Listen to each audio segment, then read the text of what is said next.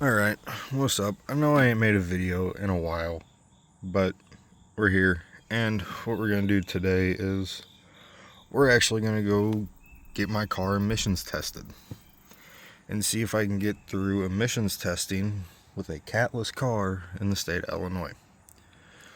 So what we're going to do first is we're going to clear the codes off the car, because I have 3 engine codes. One for not having an O2, and the other ones are for the car saying that the intake manifold runners are stuck closed. Those should be the only 3 codes I have. Yep, right here. There. We're going to clear them. I'm going to let the car warm up. And then we're going to drive around for a while, see if we can get them to clear from memory. Because for some reason, if I clear the codes, my check engine light will not come back on. So we're going to go ahead and try. See if we can maybe cheat emissions a little bit here. And I'll get like a proper cold start, because might as well. She's definitely going to be cold.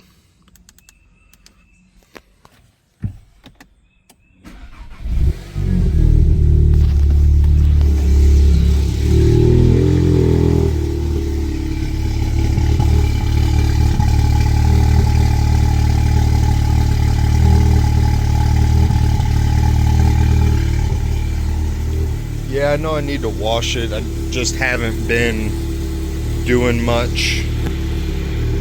Been mostly focused on my bike.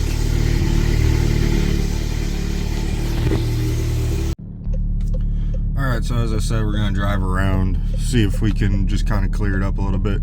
As you can tell on the dash, I do not have the check engine light, and as long as I don't shut the car off, I should not ever get a check engine light this whole drive. But I gotta drive like 30 some odd miles, I think is what the DMV says, to try and clear codes from the computer. So that's what we're gonna try and do. I'm not 100% sure if they do activate without throwing a check engine light. It'd be weird if they did, because they are kind of major codes. So we're gonna see how this goes. And I figured if I gotta drive, might as well have a little fun, so I'm gonna go hit a good road. Well, not really the best road, it's kind of bumpy, but it's a good driving road if you're in a car or a bike. I ain't really gonna get it hard, but I wanna try and just have some fun while I gotta go do this. So I might take a big old loop, come back through, and then I'm gonna go get some emissions testing and see how it goes. I'll start this back up once we're turning onto the road. So we're not on the road yet, but I haven't made a video in a while, so I guess I should probably talk about what really happened. I was coming down the highway and there was a tire laying in the middle of the lane, and I didn't have enough time to swerve. So I ended up hitting it, and it ended up breaking my radiator. So ended up going through insurance and getting the car fixed. So my windshield's fixed. I have a whole new front bumper. We got the radiator fixed. So that's kind of one of the reasons why I ain't made a video in a while. That took about a month just for me to even get my car back. And I don't have a setup to record on a motorcycle. Not yet, at least. I'd like to get one, but I don't have one yet, so I can't really record while I'm riding. So I know it's been a lot longer than a month that I haven't made a video, but it is what it is. I'm gonna try and come back. It's just wasn't really seeing engagement that I wanted, so kind of killed that drive, but I'm gonna see if I can find it again and try and make some videos. But I'm just taking a real long roundabout way to hit this road, take a real long roundabout way back, just to try and get miles on the car, so maybe I can sneak through emissions without having to do anything. It'd be nice, but I don't believe it's gonna happen. But we're gonna see how it goes today. I'll start this back up once we get there. Alright, we're getting ready to take a turn up on this road here. And this is going to be the road that I was talking about. Usually I come from the other direction. It's a more direct route onto this road. But I needed the miles, so I went the long way just to get the miles. So it's an alright road, but you do got loose rock, and it seems like they must have rocked it recently. Usually I take my bike down this road because it's got some good turns on it. It really does. But you really got to be careful because there's a lot of loose rock, especially near the shoulder. It's a good road quite otherwise, aside from some weird bumps in certain places, but that's kind of is what it is. And I guess I'll talk a little bit about my downpipe, what I got going on there, because that's the main contention here on why it probably won't pass. When I originally bought the car, yes, I bought the car with a downpipe. I knew what I was buying when I bought it. I knew it was tuned. I knew it was a stage 2 to begin with. The dealership didn't tell me, but I could see the downpipe and knew it was tuned. So I bought it with a ARP high flow cat downpipe. It had an ARP stage 2 tune on it. I knew that. But we were having problems trying to get my custom tune to work, like my boost wasn't coming in right. So we cut the cat out of the downpipe thinking maybe the cat was clogged and causing a backup. So we cut the cat out and then just put a slip pipe in, essentially just a little piece of pipe that has no bung in it for an O2 or anything. So it's just hose clamped on, well, not hose clamped, but exhaust clamped on in 2 spots, just so it's easily removable. And I do have an O2 spacer that I never put on, so possibly, wow, this road's terrible right now. I was thinking about maybe getting my bike and coming back later, but this is bad. Oh dear.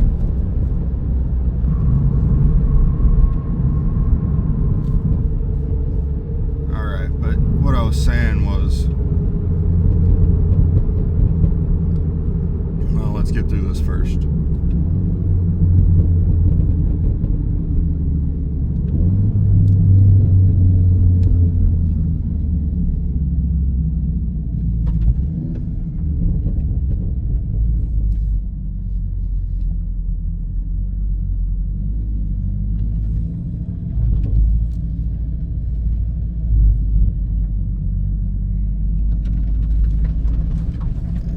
Through here.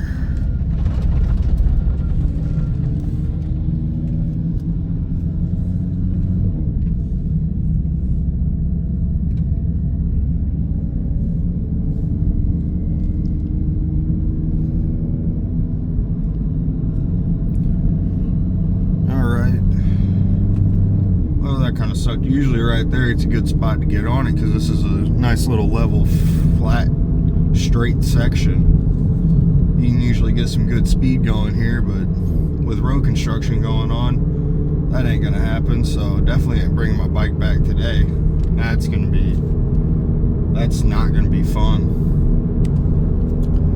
But back to what I was saying was I have a O2 spacer, and I'm thinking maybe I can cut out a little hole in this slip pipe we got, because I still have the cable jumper from the ARP downpipe, the extension to run from the firewall down to where the cat was on that downpipe. I still have the cable extension for it.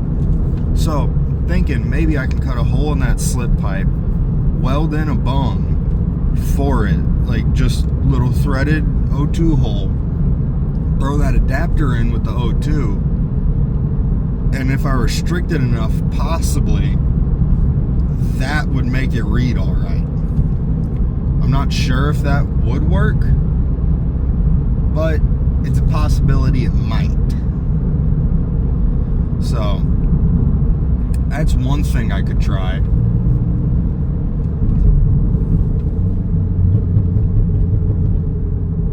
I do have a stock downpipe back at the house, but I'd have to cut that to make it fit, because if I'm gonna throw the stock downpipe on, I'm at least gonna have it fit up where I got that little pipe at, just so it's easier to take in and out. Because if I do have to put that in, I only have to have it in for like 3 days. But the amount of effort you got to go through to put a downpipe in on this car would honestly make me want to leave it in for like a month, just because I don't feel like messing with it again. But that's why I'm going so early. It's September. I don't have to get the car emissions tested until end of December. December 31st is the last day I have to get my car emissions tested. So I'm going right now to see what it's going to fail on. Because if it doesn't fail on the intake, that means I can hold off on the intake. And if it fails on the O2, that means I got time to try stuff to see if I can make it work. Now, it's about 9 o'clock in the morning right now. I figured I'd come out a little early. I think I left around 8:30. I got about 20 miles on right now, so by the time I get back, I should be good to go straight to emissions testing. And I figured I'd leave early enough to where they got time to open up and I got time to get miles on my car, and then I can go spend some time with my grandparents. So, but with it being this early, I did bring some coffee for the ride because I figured I'd need it.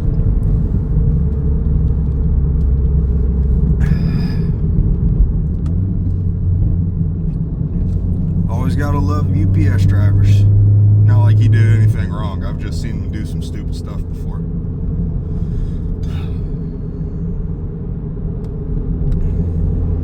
This is the kind of road that makes me wish I would have bought a manual instead of the DSG, but I do love my DSG.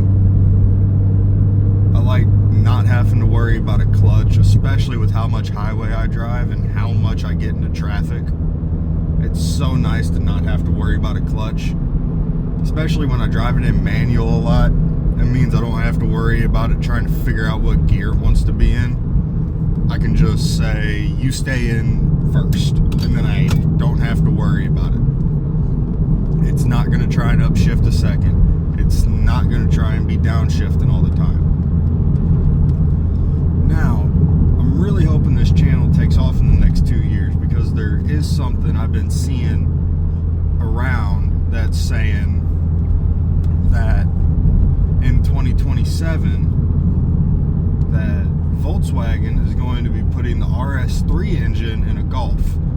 The 2.5 5-cylinder turbo from the RS3, apparently they're going to put it in a Golf. And I've also been seeing that 2027 is going to be the last year for the RS3 as well. Now, if the RS3 Golf ends up being true, I'm honestly thinking about trading my 7.5 in on one. Do I want to get rid of this car? Definitely not. But I really would like one of them RS3 Golfs, because that would be cool. But if this channel starts doing really well, by the time that comes out,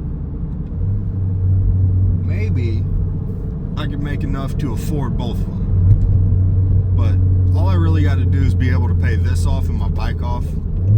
And I think those put together is only like 35, which in reality isn't a lot, but still is a fair amount of money.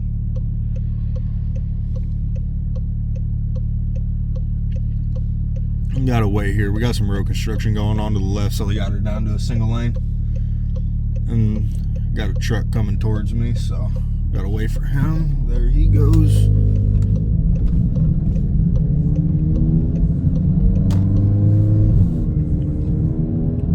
Get through this road construction right here. And yeah, that's that road I was talking about.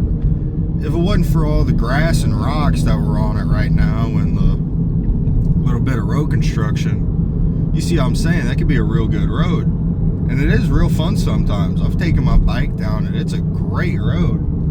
Yeah, what we're gonna do now is I'm just gonna do a real big loop, come back through some small towns that are right around me, and then that should be enough to go up to emissions testing, get our emissions tested, and see what they say. But back to trying to weld a bung in, I might have to break the welder out and, you know, weld that in a little bit, throw some TIG on it. And yes, I do know how to weld. I love TIG welding. TIG welding's my favorite. I got a grinder, I got a welder that does TIG, I got a foot pedal, everything. TIG is by far my favorite welding. I do like stick. Stick's alright, and MIG, I mean, anybody can do MIG if someone sets the machine for you, but even without somebody setting the machine, TIG's still pretty easy.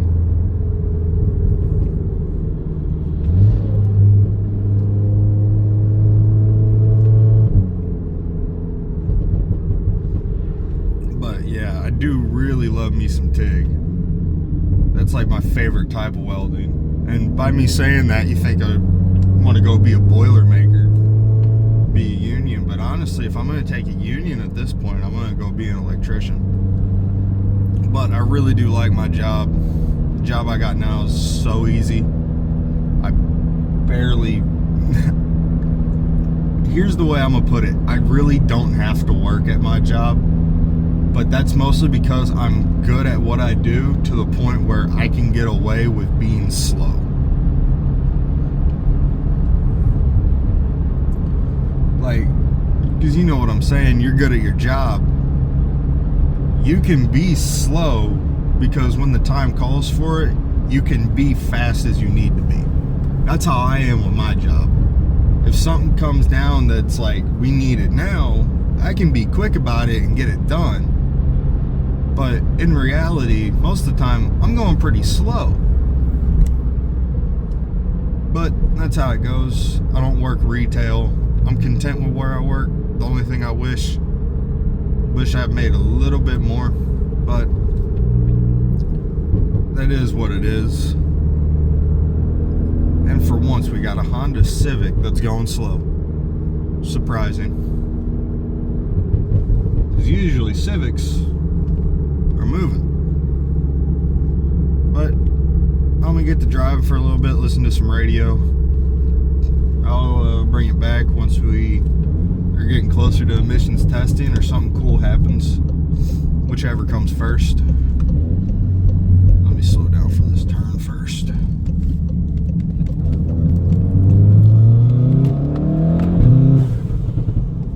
We had a car coming, had to get on it a little bit. Didn't see him till the last second there, and I was already committed to that turn. Could have ended badly, but when you got power, you can get out of some sticky situations.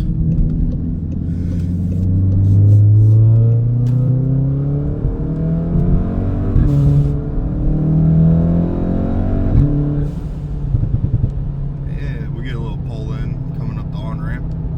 You gotta hit some highway speed before you get to the highway. That's how an on-ramp's supposed to work. But yeah, I'll jump back with y'all in a little bit.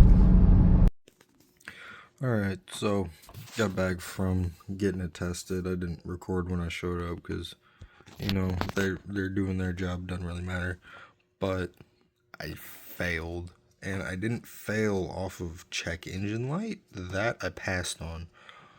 I failed off of system monitors not ready.